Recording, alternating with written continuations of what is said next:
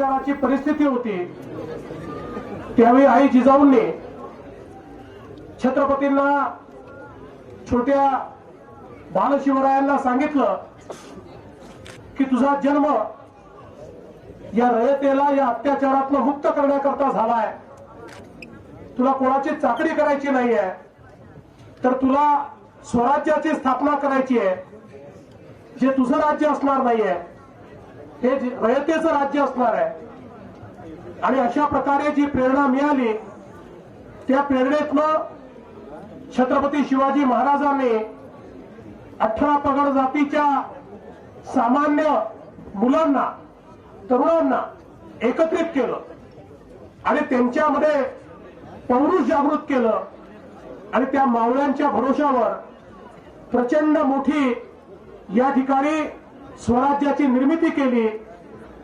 ज्यावेळी एक राजा सामान्य माणसातलं पौरुष जागृत करतो त्यावेळी सामान्यातला सामान्य माणूस हा असामान्य काम कसं करू शकतो हे आपण छत्रपतींच्या सर्व सवंगड्यांच्या माध्यमातून या ठिकाणी बघितलं।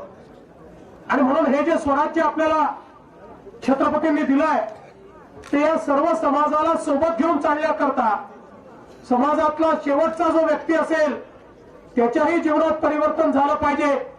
दीन दलित शोषित आदिवासी शेतकरी शेतमजूर महिला या प्रत्येकाला न्याय मिळाला पाहिजे, ही जी भावना छत्रपतींनी मांडली, मला असं वाटतं की तीच भावना घेऊन आज आपण सगळे या ठिकाणी काम करण्याचा प्रयत्न करतोय।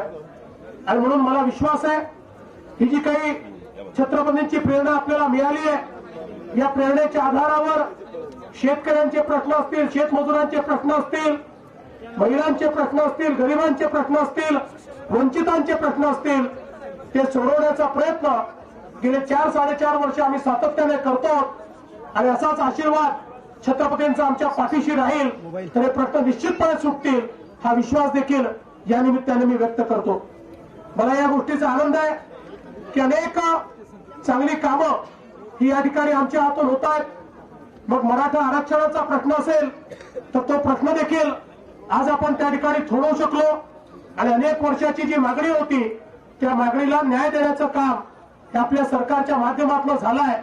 आणि मी आपल्याला आश्वस्त करतो ज्या केसेस आहेत त्यातल्या 80% केसेस तर परत घेतल्या आणि उरलेल्याही केसेस आम्ही सगळ्या परत घेणार आहोत। त्या संदर्भात जी कायदेशीर प्रक्रिया करावी लागते ती प्रक्रिया चाललेली आहे आणि म्हणून निश्चितपणे ज्या लोकांनी या आंदोलनामध्ये सहभाग घेतला त्यांच्यावरच्या केसेस परत घेण्याच्या संदर्भातले विषय हे आपण यापूर्वीच सगळे निर्णय त्या संदर्भातले निश्चितपणे केले आहेत। आज या ठिकाणी खऱ्या अर्थानं विनायकराव देखील आहेत आणि अरबी समुद्रामध्ये त्या ठिकाणी छत्रपतींचं जगातलं सगळ्यात मोठं स्मारक हे आपण तयार करतो आणि मला असं वाटतं की महाराजांचे अनेक स्मारक हे वेगवेगळ्या ठिकाणी होतातच आहे।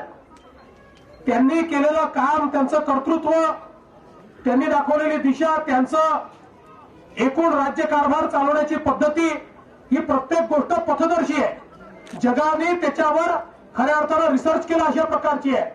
त्यामुळे त्या तर अनेक ठिकाणी होतील पण एक असं स्मारक असलं पाहिजे की ज्या स्मारकाने जगाला हे सांगितलं पाहिजे की जगातला सगळ्यात उंच ज्यांनी खऱ्या अर्थानं लोकांच्या मनात हिमालयापेक्षा मोठी उंची गाठली अशा प्रकारचे राजे कोणी होते तर ते आमचे छत्रपती होते। आणि म्हणून खऱ्या अर्थानं हे अरबी समुद्रातलं स्मारक त्या ठिकाणी आपण बांधतोय। आणि पुंजीर साहेब आपण काळजी करू नका, सामान्यातल्या सामान्य माणसाला देखील तिथे पोहोचण्याची व्यवस्था ही निश्चितपणे आपण करू जेणेकरून या स्मारकापासून कोणी देखील या ठिकाणी वंचित राहणार नाही। आज खरं म्हणजे आपल्याला माहिती असेल जी आपली स्वराज्याची राजधानी आहे किल्ले रायगड या ठिकाणी देखील अत्यंत चांगलं काम आपण सुरू केलंय। विशेषतः छत्रपती संभाजीराजे यांच्या अध्यक्षतेखाली आपण प्राधिकरण तयार केलंय आणि या प्राधिकरणाच्या माध्यमातून त्याचं देखील काम इतक्या वेगानं चाललेलं आहे। 606 कोटी रुपये आपण त्या ठिकाणी दिलेले आहेत आणि यासोबत इतरही गड किल्ले जे आहेत याचंही संवर्धन आपण त्या ठिकाणी सुरू केलेलं आहे। हे सगळं काम आपल्याला आर्किओलॉजीच्या नियमांनी करावं लागतं।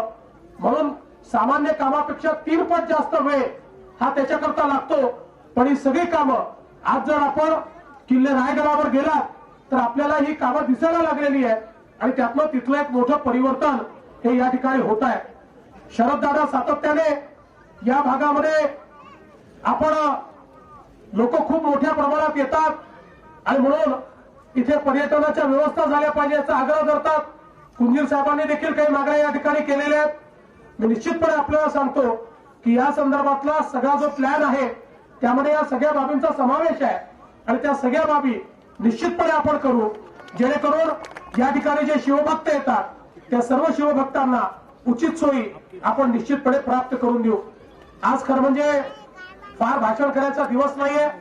आज छत्रपतींना स्मरण्याचा दिवस आहे. आज छत्रपतींच्या कडनं ऊर्जा घेण्याचा दिवस आहे.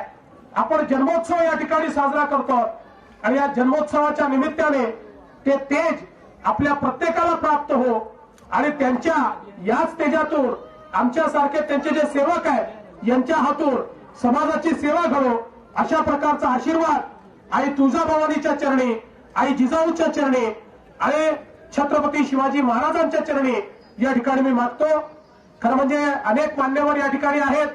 पालकमंत्री बापट साहेब आहेत, ग्रामविकास मंत्री पंकजाताई देखील या ठिकाणी आहेत, शिवाजीराव आढळराव पाटील खासदार साहेब आहेत, सर्व मान्यवर या ठिकाणी आहेत. परंतु या कार्यक्रमाची प्रथा आपण जी केली आहे त्यामुळे या सगळ्यांचं भाषण या ठिकाणी होणार नाही. पण या सगळ्यांच्या वतीनं या ठिकाणी मी आपल्या सर्वांना शिवजयंतीच्या शुभेच्छा देतो आणि पुन्हा एकदा छत्रपतींच्या मार्गानंच हा महाराष्ट्र पुढे जाईल हा विश्वास आपल्याला देऊन या ठिकाणी माझं बोलणं संपवतो. धन्यवाद. जय हिंद, जय महाराष्ट्र, जय शिवराय. आपण होतो शिवनेरीवर. आज शिवजयंतीचा मोठा कार्यक्रम तिथे पार पडतो आहे. शासकीय शिवजयंती आज साजरी होते आणि जिथे आता असामान्य कर्तृत्व शिवरायांचं या सगळ्याचा उल्लेख आता मुख्यमंत्र्यांच्या भाषणामध्ये होता. आपण बघतोय पालकमंत्री गिरीश बापट, त्याचबरोबर पंकजा मुंडे आणि त्याचबरोबर खासदार शिवाजीराव आढळराव देखील आता या कार्यक्रमाला उपस्थित आहेत. शासकीय महापूजा सकाळी झालेली आहे आणि आता काही वेळापूर्वीच तिथून ही पालखी देखील आपण बघतोय निघालेली होती. जन्मोत्सव आज साजरा होतोय. आज शिवजयंती साजरी होती आणि या निमित्तानं अहमदनगरमधल्या कोपरगावमध्ये शिवरायांची भव्य दिव्य रांगोळी साकारण्यात आली आहे. देतो आणि पुन्हा एकदा छत्रपतींच्या मार्गानंच हा महाराष्ट्र पुढे जाईल हा विश्वास आपल्याला देऊन या ठिकाणी माझं बोलणं संपवतो. धन्यवाद. जय हिंद, जय महाराष्ट्र, जय शिवराय. आपण होतो शिवनेरीवर. आज शिवजयंतीचा मोठा कार्यक्रम तिथे पार पडतो आहे. शासकीय शिवजयंती आज साजरी होते आणि जिथे आता असामान्य कर्तृत्व शिवरायांचं या सगळ्याचा उल्लेख आता मुख्यमंत्र्यांच्या भाषणामध्ये होता. आपण बघतोय पालकमंत्री गिरीश बापट, त्याचबरोबर पंकजा मुंडे आणि त्याचबरोबर खासदार शिवाजीराव आढळराव देखील आता या कार्यक्रमाला उपस्थित आहेत. शासकीय महापूजा सकाळी झालेली आहे आणि आता काही वेळापूर्वीच तिथून ही पालखी देखील आपण बघतोय निघालेली होती. जन्मोत्सव आज साजरा होतोय. आज शिवजयंती साजरी होती आणि या निमित्तानं अहमदनगरमधल्या कोपरगावमध्ये शिवरायांची भव्य दिव्य रांगोळी साकारण्यात आली आहे. 7वीत शिकणाऱ्या 12 वर्षांच्या सौंदर्या बनसोड या मुलीनं ही रांगोळी साकारली आहे. महिनाभरापूर्वी सौंदर्यानं ही रांगोळी काढायला सुरुवात केली. नेत्रदीपक आणि सुंदर अशी शिवरायांची प्रतिमा तिनं साकारलेली आहे. पुढचा महिनाभर ही रांगोळी शिवप्रेमींना पाहता येणार आहे. तिचा छंद जोपासण्यासाठी आणि शिवरायांची रांगोळी साकारता यावी यासाठी तिच्या आईवडिलांनी दागिने गहाण ठेवून कर्ज काढलंय.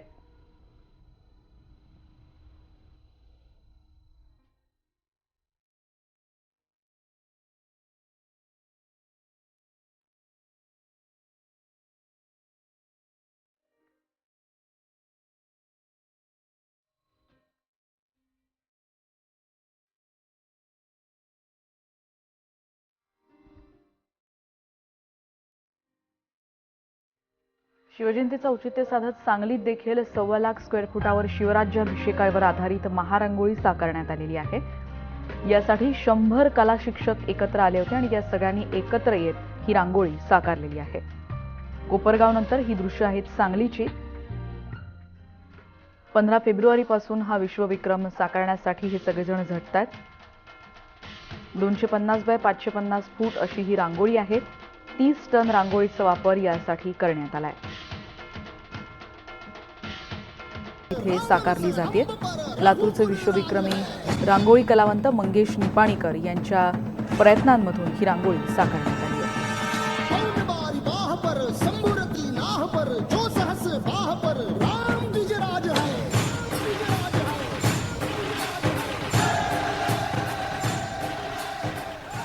आणि त्या जाऊयात राजधानीमध्ये दिल्लीत महाराष्ट्र सदनामध्ये शिवजयंती मोठ्या उत्साहात साजरी होते. ढोल ताशांच्या गजरामध्ये शिवरायांच्या जयघोषात शिवजयंती तिथे सकाळपासून उत्साहात साजरी व्हायला सुरुवात झाली आहे. लोकसभा अध्यक्ष सुमित्रा महाजन यांच्या हस्ते शिवमूर्तीचं पूजन, त्याचबरोबर कोल्हापुरातून साधारण 800 कार्यकर्ते या शिवजयंती उत्सवासाठी दिल्लीमध्ये दाखल झाले. आणि या संदर्भात आपण अधिक बोलणार आहोत. प्रशांत लीला रामदास आमचे प्रतिनिधी आता आपल्या सोबत आहेत. प्रशांत, राज्यात तर उत्साह आहेच, शासकीय शिवजयंती दिल्लीमध्ये देखील साजरी होते. कसा आहे राजधानीतला उत्साह?